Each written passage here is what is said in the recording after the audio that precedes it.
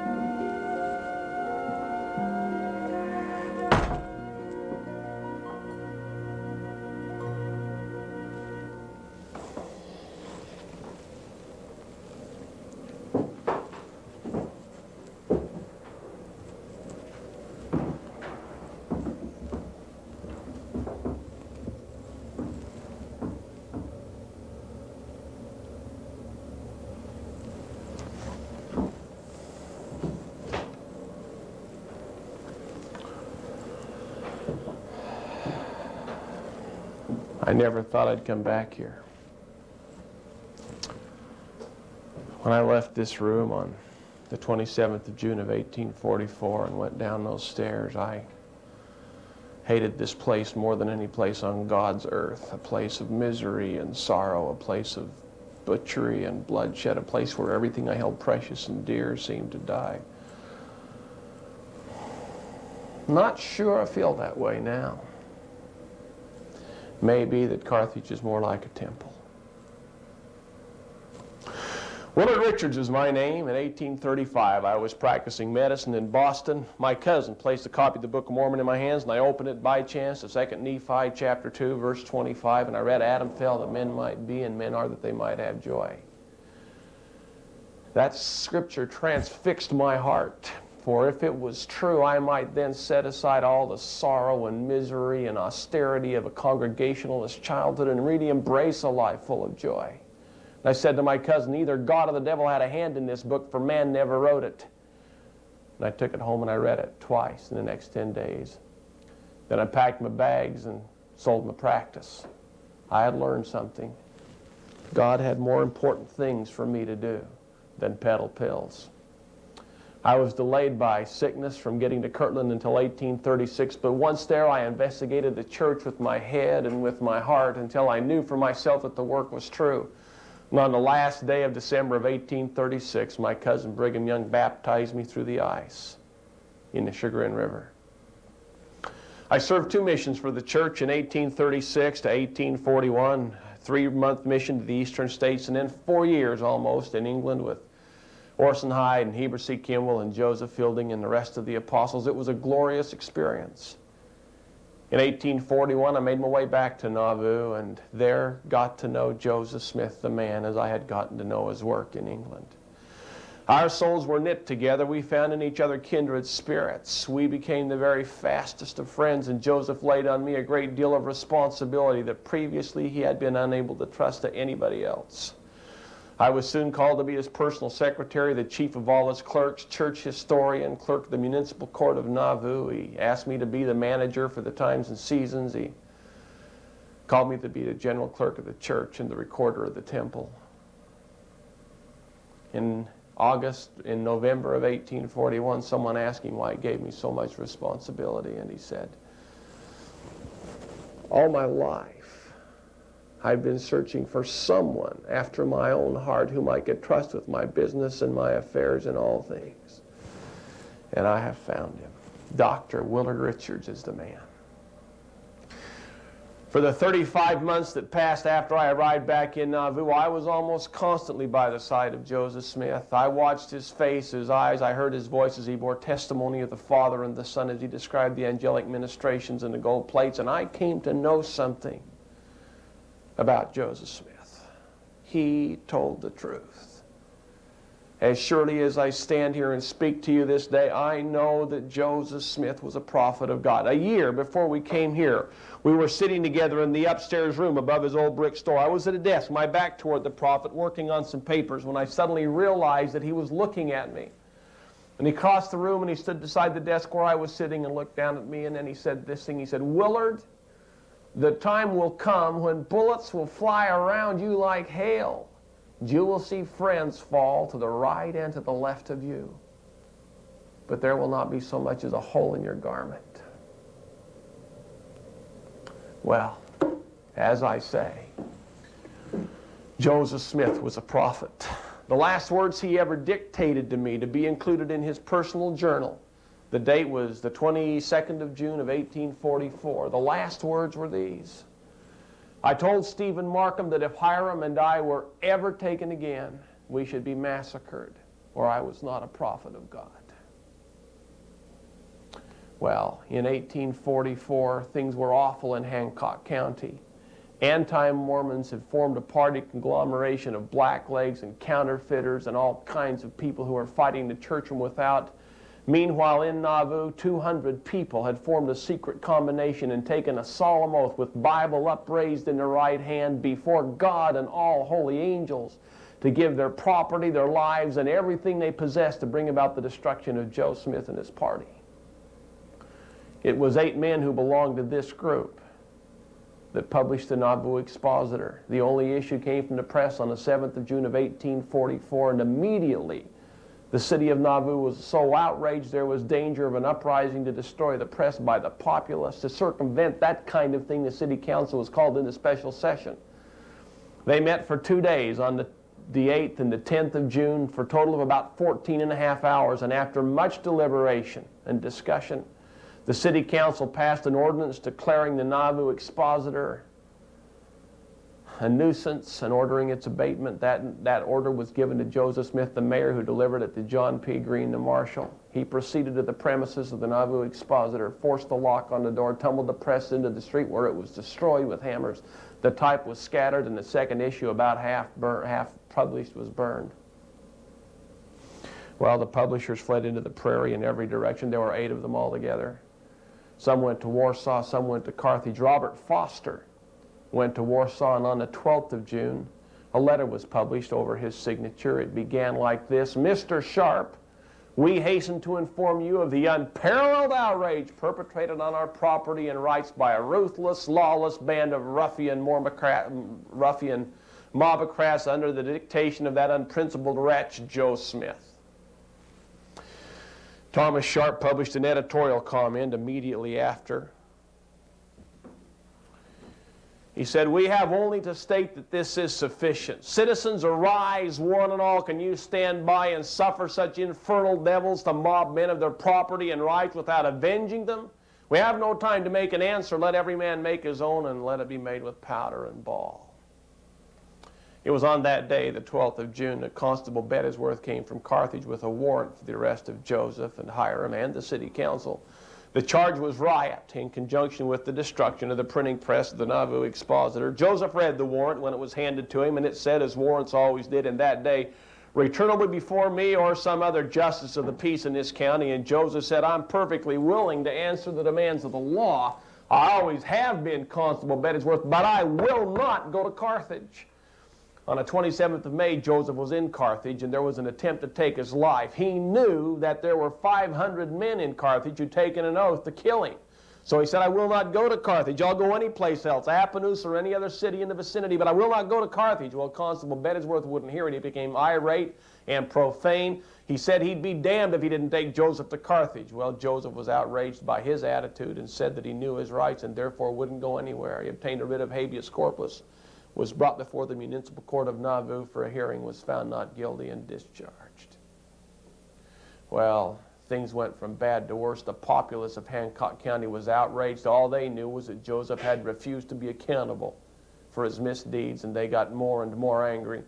On the 16th of June, Joseph wrote a letter to Governor Ford, and he said, "I urgently wish Your Excellency to come to Hancock County and investigate this matter in person. I think only your presence here can prevent an effusion of blood." That same day, Justice Jesse Thomas, who was a circuit court judge for Hancock County, came through Nauvoo, and Joseph asked him for advice. He said, "Judge Thomas, what do I do?"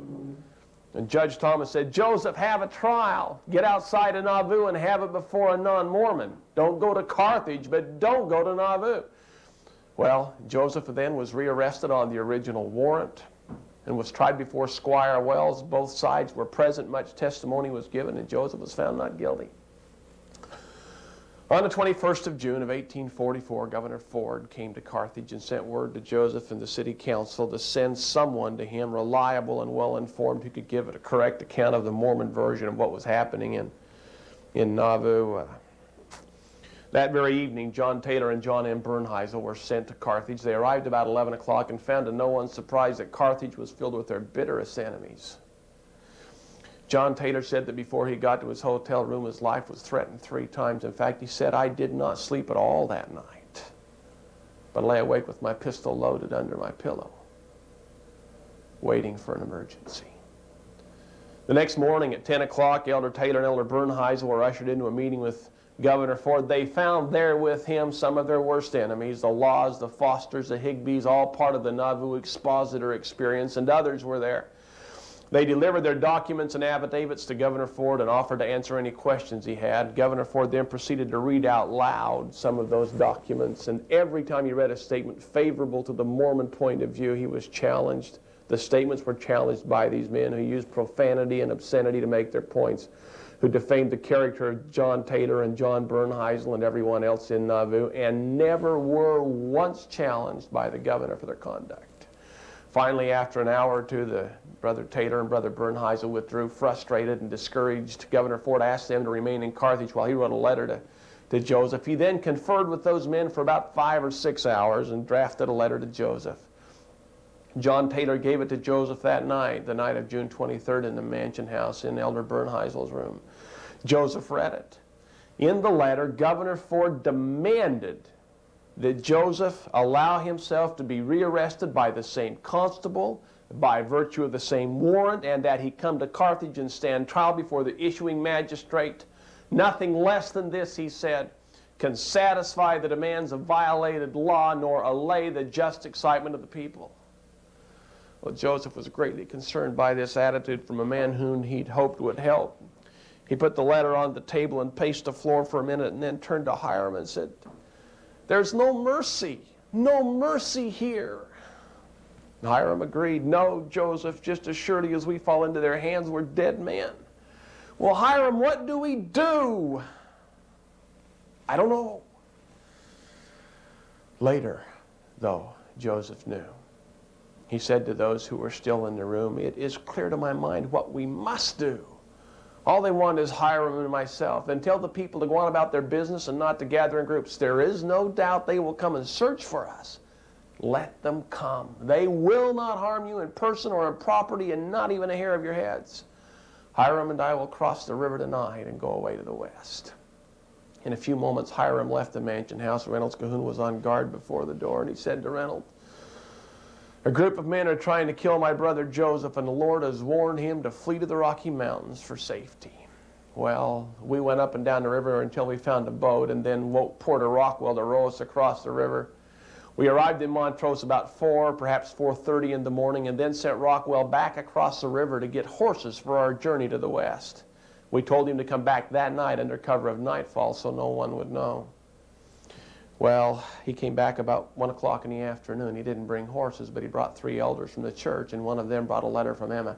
There had been a posse in Nauvoo that morning, and when they left behind a man named Yates, who said it was Governor Ford's intention to send troops to Nauvoo who would, if necessary, stay 3 years until they found Joseph and Hiram, and some threats had been made to Emma and the children, and she was scared. Well, not just Emma. Hundreds of people left the city that morning when they discovered the prophet and the patriarch had fled. There were mobs all around and they were terrified.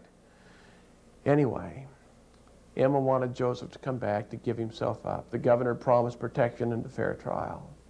Even so, Joseph was not going to return. He knew what it would mean if he fell into the hands of his enemies in Carthage.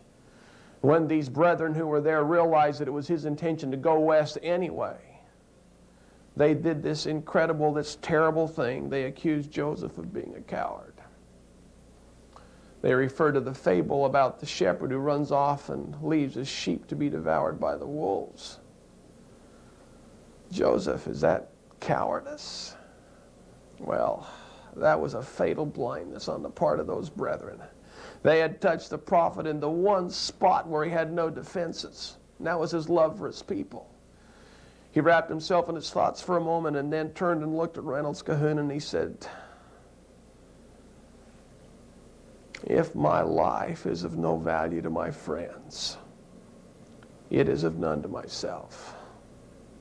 So he sat down there in the home of William Jordan and wrote a letter to Governor Ford and said, "I'll come." And then we made our way back down to the river to get a boat back to Nauvoo.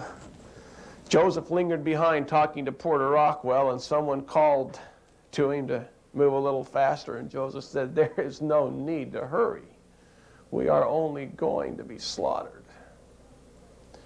Well, we crossed the river, got back into Nauvoo. About dark, Joseph, as he stood in the streets of that city, expressed a desire to preach to the saints in Nauvoo one more time. Rockwell offered to get him up so that he could preach to him by starlight, but when Joseph had been in the house and seen his wife and children, he changed his mind and decided to spend that night with them. 6 o'clock the next morning, we were on horseback before the mansion house, ready to depart for Carthage. There were hundreds of people from Nauvoo there. Most of them were crying. Joseph had continued to affirm the night before and again early this morning that he was going to his death, and now many were trying to talk him out of going at all. Heedless of their own danger, they wanted Joseph to stay or to flee for safety. His wife, his children, they were all there. Finally, his mother said the thing that was in all of our hearts. She said, my son, can you go without promising me you will return? Some 40 times your enemies have taken you away, and always you have promised me you would return. What say you now, my son?" Joseph raised his hand till people Simon were silent, and then he said, "My friends, my brethren, I love you. I love Nauvoo too much to save my life at your expense. If I go not to them, they will come here and act out the horrid Missouri scenes.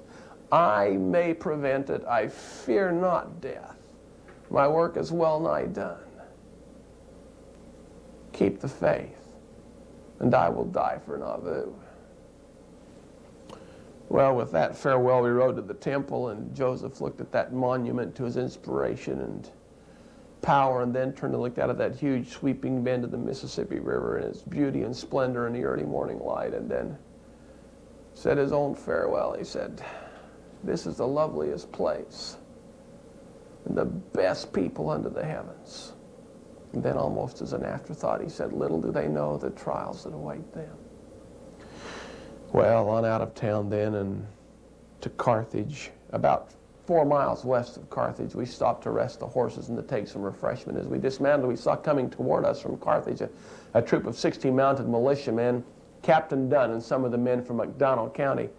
Captain Dunn had an order from Governor Ford demanding that the Nauvoo Legion surrender their state-owned arms. Well, that was sheer insanity. Were we to be disarmed and left at the mercy of mobs which nearly surrounded us? We remembered, of course, what had happened in Missouri. To our amazement, however, Joseph promptly countersigned the order. Then, leaving Captain Dunn, he came back across the yard to where we were standing and said this thing which I've never forgotten. "I am going like a lamb to the slaughter, but I am calm as a summer's morning. For I have a conscience void of offense toward God and toward all men. I shall die an innocent man, and it shall yet be said of me, he was murdered in cold blood."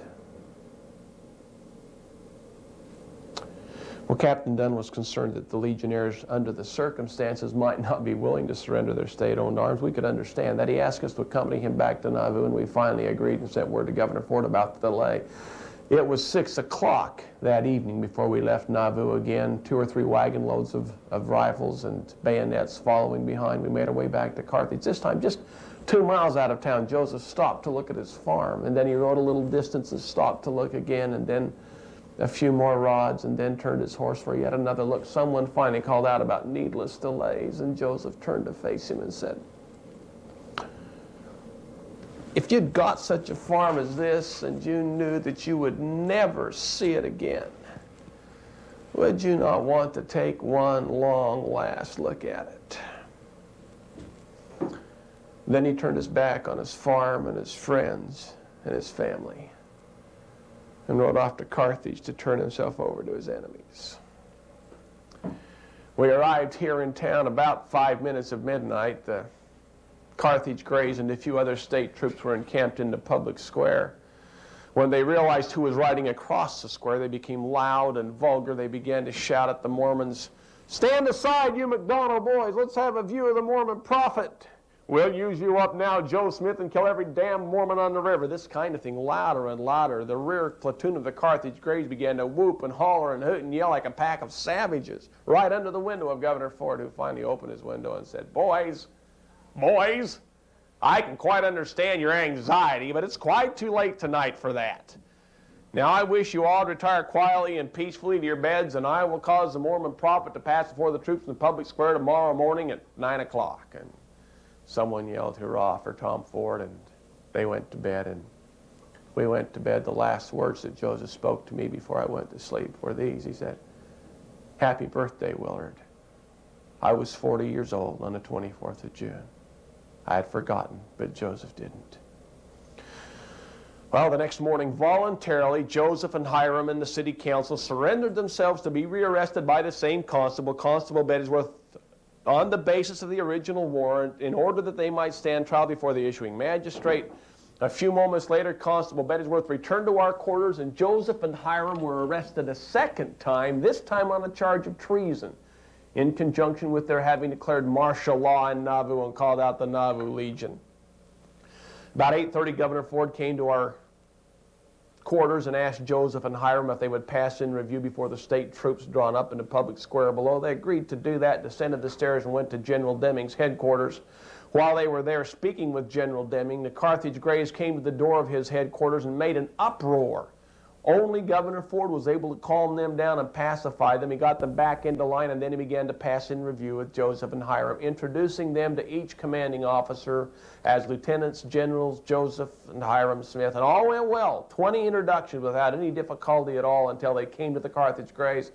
But the Carthage Greys refused to receive the Mormon leaders by a military title. Their commanding officer threw his hat in the air, drew his sword, and said, "Stand aside, Governor Ford will introduce ourselves to the Smiths in our own fashion." And immediately, so many of the Carthage Greys did the same thing that General Deming was obliged to put them under arrest. Later, they were released without any kind of punishment. We came back to the hotel room, had lunch in the Hamilton house, and then early in the afternoon, some militia officers and I suppose some businessmen from Carthage came to visit the Mormon prophet. Joseph answered their questions very candidly and openly, as he always did, and then when there was a lull in the conversation, he asked a question of his own. He said, "Gentlemen, I wish you'd answer me honestly. Do I appear to be the sort of desperate character that my enemies have represented me to be?" There was an uncomfortable silence for a time, and then finally one man responded. He said, "Well, no, sir. Your appearance would indicate just the contrary, but we cannot see into your heart. Nor can we tell what your intentions are."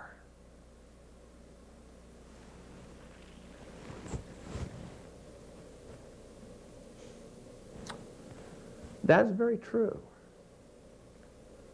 You cannot see into my heart. But I can see into your heart. And I will tell you what I see.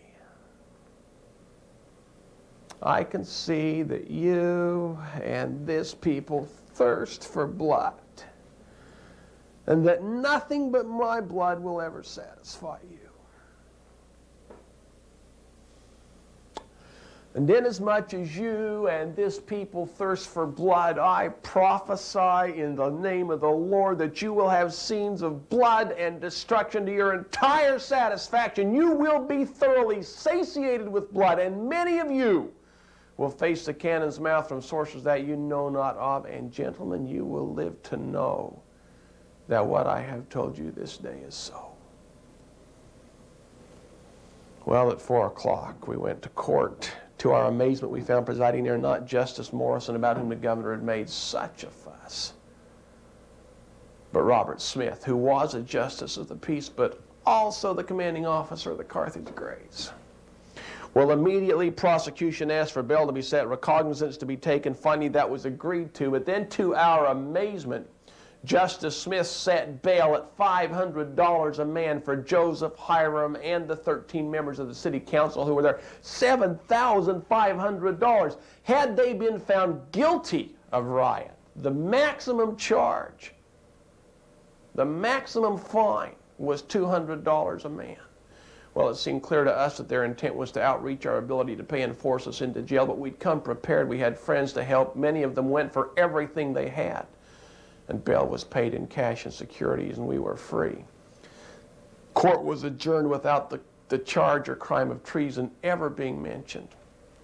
A short time later, as we left the dining room in the Hambleton House Hotel, Constable Bettesworth approached us again and demanded that Joseph and Hiram go to jail. Well, of course they refused. They were free on bail.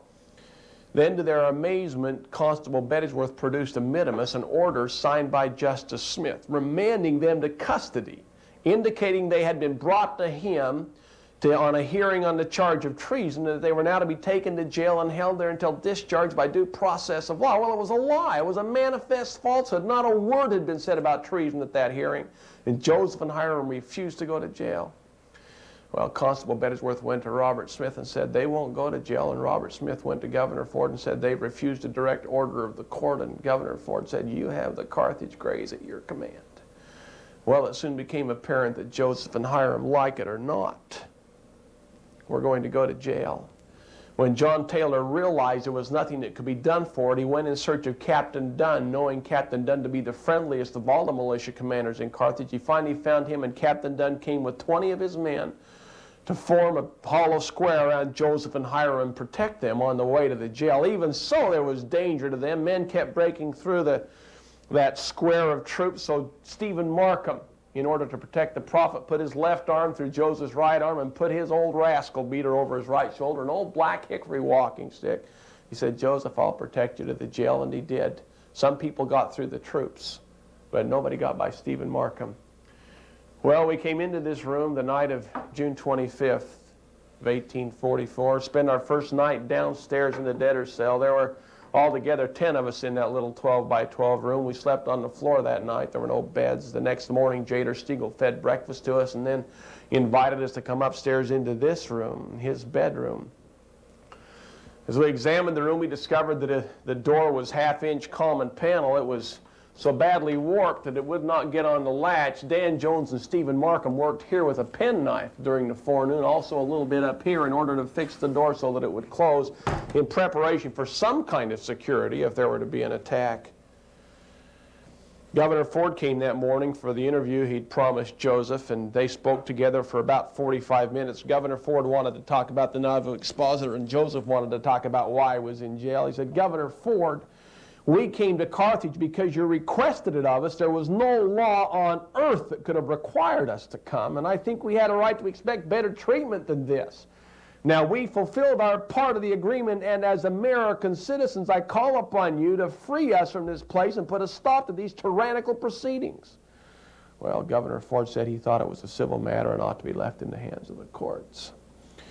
Then, as he was about to leave, Joseph said, Governor Ford, I think you are planning on going to Nauvoo. If you go, I desire to go with you, for I am not safe here in your absence. Governor Ford said, well, it is not yet certain that I will go, but if I do, you shall go with me. He then left the jail. Joseph was more discouraged and distraught and morose than I have ever seen him. We tried to cheer him up, but it was impossible. He was very kind to us, but he finally said, I have had a great deal of anxiety about my safety since I left Nauvoo, which I never had before when I was under arrest. I've been unable to control these feelings, and they have depressed me.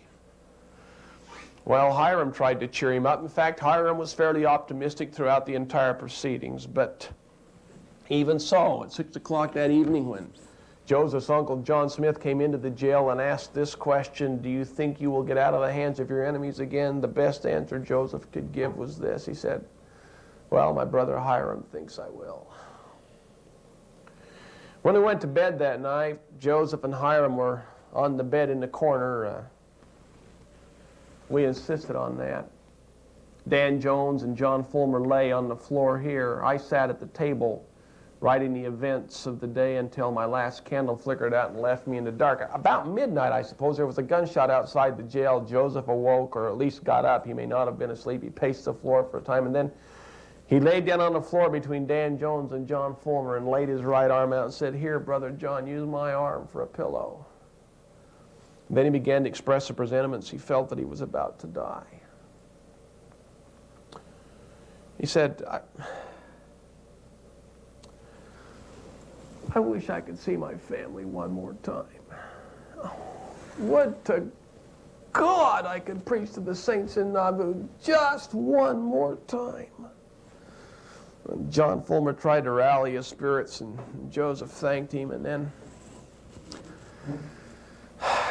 silence for a time. I came to the bed and laid down where Joseph had been, and after a moment when it had been silent, Joseph turned to Dan Jones and he said, Dan,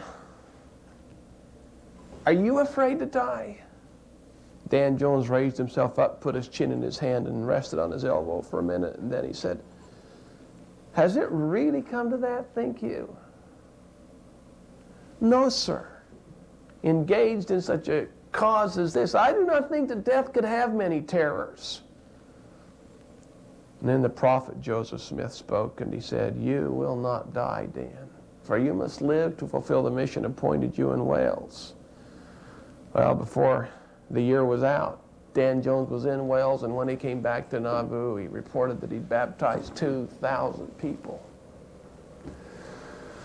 Well, during the night, there was an intrusion by some men up the stairway and onto the landing. They left when they realized we were awake and ready for them. But the next morning, Joseph sent Dan Jones downstairs to find out about what had happened. He found Frank Worrell at the bottom of the stairs by the door. He was a sergeant at the guard, and he asked him about the intrusion of the night before. Frank Worrell laughed in his face. Dan Jones, we have gone to too much trouble to get Joe Smith in that jail to ever let him escape alive again. And unless you want to die with him, you better leave before sundown, for you are not a damn bit better than he is for taking his part. And I'll prove to you that I can prophesy better than old Joe ever could, because neither he nor his brother nor anyone who stays in that jail with them today will see the sun go down tonight. Well, Joseph and Hiram heard that exchange from the top of the stairs. When Dan Jones came back in, they sent him to see the governor and tell him what he'd heard.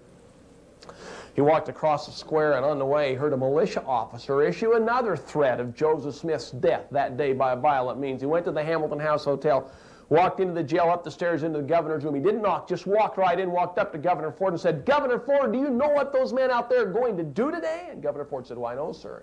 Then Dan Jones told him what he'd heard, and Governor Ford listened very politely and then said, oh, come, sir, the people are not that cruel. Well, Dan Jones had gone there filled with concern and fear, but now he was just mad. He said, Governor Ford, those men in that jail are American citizens who are there because you pledged your honor for their protection, and now I demand of you the protection of their lives. I demand that you guard them with someone besides paid assassins, because unless you do that, they will die today. And if that happens, there is only one thing in this life I ask of God. What is that, sir? That the Almighty will preserve my life to such a time and place that I can testify to the world that you knew of their danger and did nothing. Well, he left the hotel and went back to the jail, and the guard wouldn't let him back inside. So he came back to the governor hoping to get a pass, and when he got back here, he found that Governor Ford was with the troops from McDonough County, including Captain Dunn, making preparations to go to Nauvoo. Before he left for Nauvoo, Cyrus Wheelock paid a visit to him and expressed the fears he had about the safety of Joseph and Hiram. Governor Ford listened very politely and then said, "I have promised those men protection and a fair trial and pledged my honor for their safety." Well, Cyrus Wheelock didn't put a lot of faith in all of that. He went back to the jail one additional time, this time wearing a long overcoat. He had a pass from the governor and entered unmolested and was able to give to Joseph a little 6-shot pepper-box pistol, which he smuggled in his coat pocket. Joseph thanked Cyrus for the gun. He didn't want to use it, but he took it. He placed it in the pocket of his coat, hanging in the corner. Well, about 10 o'clock, Governor Ford left for Nauvoo with the troops from McDonough County, leaving Joseph and Hiram here in jail. Now, he had promised to provide a guard, and he did that. 2 companies of militiamen. None other, of course, than the Carthage Greys. Well, about 1 o'clock, we had lunch with the Steagles. I got very ill. Joseph asked Stephen Markham to go out and find some medicine for me. He went to the store. On the way back, he was stopped by a man named Stewart, who said he better get out of town in 5 minutes or he'd be killed.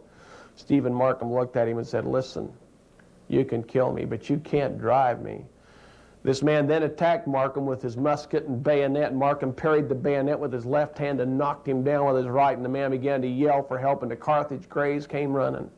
Markham said, by his own account, that he parried their bayonet thrusts with his left hand and knocked them down with his right to the amount of 10 or 12 men before they finally pressed so close he couldn't fight any longer. And then someone brought his horse and they forced him onto it with the points of their bayonets until his shoes were full of his own blood. And then they formed a hollow square around him and marched him to the timber. And that left 4 of us in the jail, Joseph and Hiram and John Taylor and myself. About 3 o'clock in the afternoon, John Taylor sang a song, "Poor Wayfaring Man of Grief." It's a beautiful hymn about a man who was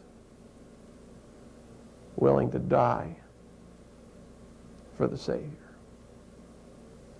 Joseph listened to it and then asked John Taylor to sing it one more time. John Taylor didn't want to, but he did. Well, about 4:45, perhaps 5 o'clock, Jailer Steagle came in. He told us what had happened to Stephen Markham and suggested that we'd be a lot safer in the cell. We agreed with him. It had a strong lock, a steel door, no windows. We told him we'd go in after supper, and then as he was leaving, Joseph turned to me and he said, "Willard, if